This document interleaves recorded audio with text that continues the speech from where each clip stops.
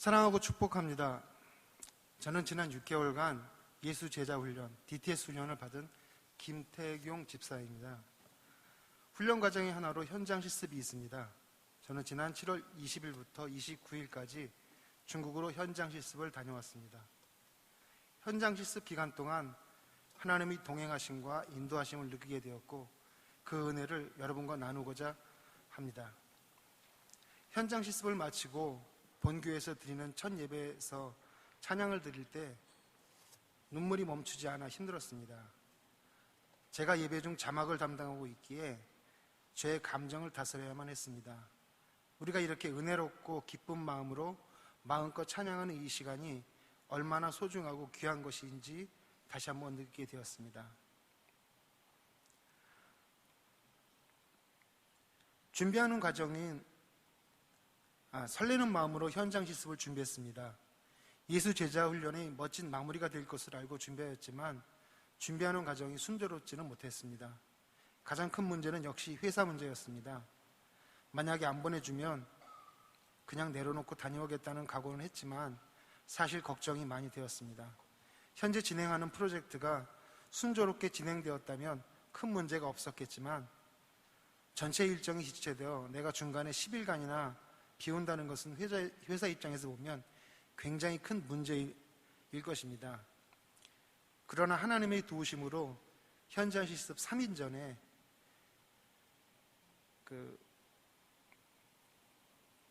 3일 전인 금요일에 드디어 휴가를 다녀오라는 승인이 나게 되었습니다. 오 하나님 감사합니다. 기도가 절로 되는 순간이었습니다. 그동안 준비하면서 내가 현장 실습을 갈 수 있을지 스스로 의심했던 마음을 정말 깊게 회개하게 되었습니다. 국내로 현장 실습을 떠나는 팀은 모든 결정에 먼저 하나님께 묻고 듣고 순종하는 훈련을 하게 됩니다.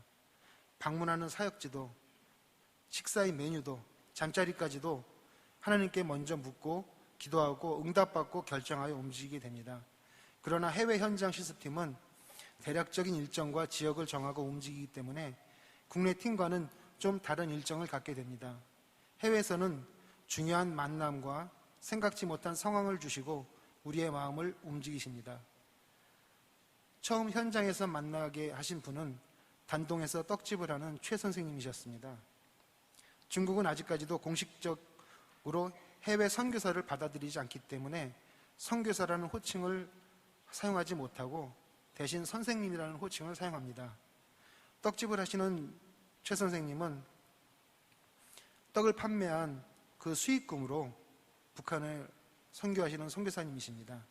북한에 쌀이 아니라 떡을 보내기 때문에 북한 정부도 보관이 어려움에 있어서 떡을 바로 주민에게 배급하고 있다고 합니다.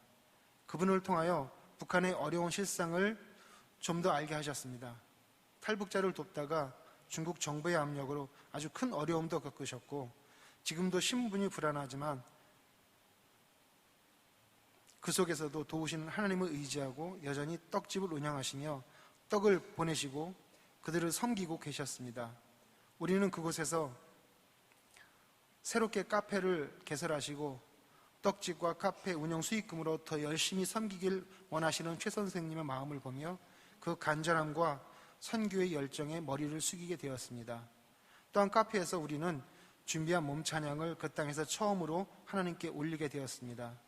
최 선생님, 사모님, 선생님 자녀분, 또한 도우시는 분, 그리고 우리 모두가 함께 위로받는 시간이었습니다. 나중에 한국에 와서 최 선생님께 전화를 드렸습니다. 카페 중기비가 많이 미흡한 것 같아 제가 돕고 싶다는. 그러자 최 선생님께서도 그 문제를 놓고 기도 중이셨다고 말씀하셔서 이 모두가 하나님이 예비하심이 아닌 거 생각합니다. 우리 팀이 현장 실습을 준비하면서 기도하는 제목 중에 중국을 향한 하나님의 마음을 알게 하소서, 우는 아이들의 위로자가 되게 하소서라는 제목으로 기도를 하였습니다. 실로 하나님은 우리에게 중국을 향한 하나님의 마음을 보여주셨습니다. 변화하는 삼자교회를 보여주시며 기뻐하시는 하나님의 모습을 보게 하셨습니다. 삼자교회 하면 부정적인 생각을 많이 하게 됩니다. 정부의 통제를 받는 교회라고 하니 아무래도 한켠이 깨름칙한 그 무엇인가가 있었습니다. 그러나 하나님께서 보여주신 삼자교회는 온전히 하나님이 주장하시는 교회였습니다. 연길에서 찾아간 연길교회는 100년 이상 된 교회로 중국의 서쪽 소수민족에게 선교사를 파송하고 교회를 세우고 있습니다. 또한 해외까지 선교사를 파송하며 선교에 열정적이었습니다. 순수하고 순결한 그들의 믿음을 보며 나를 돌아보게 하셨습니다. 또한 주일에 장춘에서 예배드린 창평교회는 담임자가 전도사님이셨습니다. 벌써 10년째 전도사로 계시다고 합니다. 선교사님께 들어보니 삼자교회다 보니 중국 정부의 종교국에서 목사 안수를 허락해야지만 목사가 될 수 있다고 합니다. 그런데 선교사님께서는 정부의 말을 잘 듣지 않기 때문에 아직도 목사가 아니라 전도사로 계시다고 합니다. 목사가 될 수 있는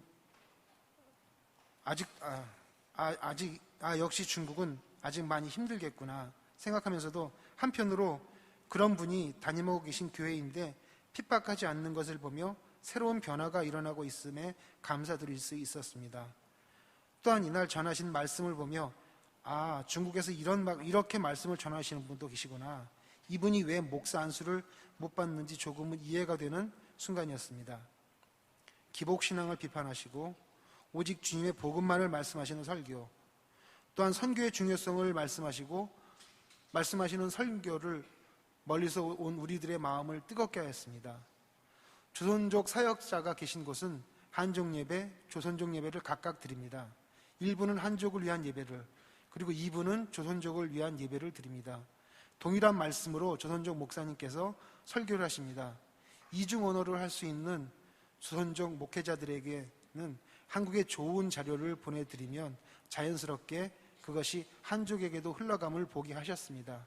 이것이 하나님께서 중국을 향한 마음을 우리에게 보여주신 것 같았습니다. 우리가 방문한 교회 중 한인연에 있는 복민교회는 아주 작은 조선족 교회였습니다. 이곳에서 우리는 정성스럽게 준비한 저녁을 대접받게 되었습니다. 얼마나 정성스럽게 준비하셨는지 음식마다 너무도 맛이 있었습니다. 우리는 예배당에서 몸찬양을 5곡을 드렸습니다. 몸찬양을 하며 저들의 마음을 위로하시고 만지시는 하나님의 역사를 보게 하셨습니다. 우리 시골의 작은 교회처럼 노인분들만 계셨지만 몸찬양이 끝난 후 우리는 서로를 뜨겁게 기도하며 하나님의 은혜를 나누었습니다. 또한 우리는 장춘에서 양로원을 방문하였습니다. 우리가 방문한다는 소식을 미리 아시고 옥수수와 각종 과일로 풍성하게 대접하는 어르신들을 보며 시골의 우리네 할머니들을 본 것 같은 마음이었습니다. 무엇이라도 하나 더 챙겨주시려고 하는 그 마음, 비록 말은 통하지 않았지만 알 수 있었습니다.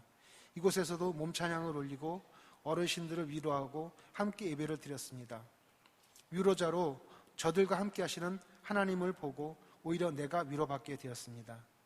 현장 실습을 떠나기 전 학교에서 이번 현장 실습을 통해 학교에서 배운 것을 함께 나누고 하나님께 묻고 듣고 순종하는 삶을 살아가는 것을 보게 될 것이고 우리가 항상 동행하는 하나님을 보게 될 것이라고 말씀하셨습니다. 현장 실습에서 역시 하나님은 우리와 동행하시며 우리의 필요를 다하시고 준비하심을 알게 하셨습니다. 흔히 해외로 나가는 팀은 다 짜여진 일정 안에서 움직이기 때문에 크게 감명받기 힘들 것이라고 생각할 수도 있습니다. 하지만 하나님께서는 우리의 세운 모든 계획을 다 흩으시고 숙소부터 식사까지 당신이 우리를 직접 인도하심을 보이셨습니다. 또한 많은 선교사님들과의 만남을 통해 우리의 마음을 여셨습니다.